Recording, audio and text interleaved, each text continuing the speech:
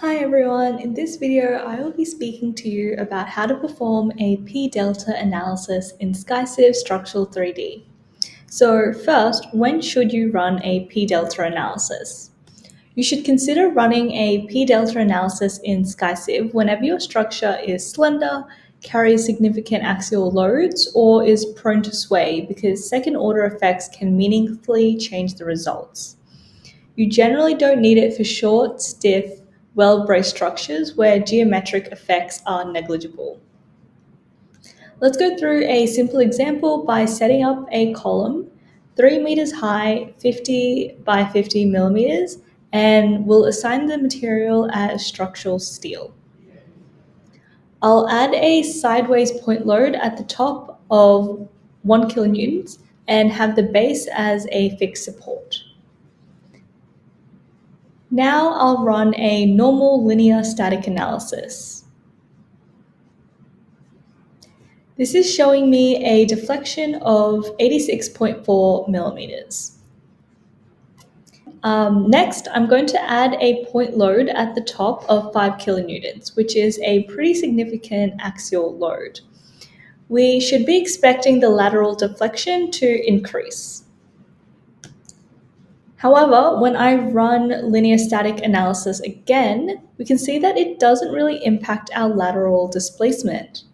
This is because linear static analysis does not take into account nonlinear effects. So to properly analyze the effect on this column, we'll need to run a p-delta analysis. Doing so, we can now see a more realistic result of displacement. Let's quickly look at a more practical real-life example.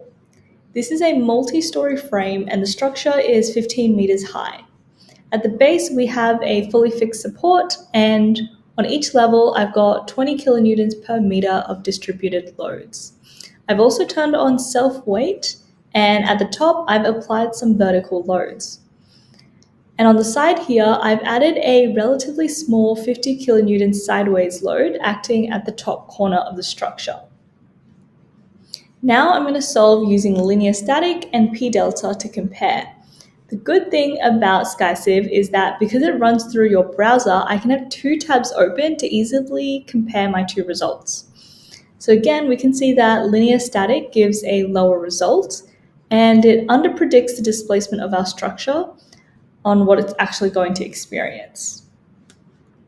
A common question people may have is then why not just run p-delta analysis all the time?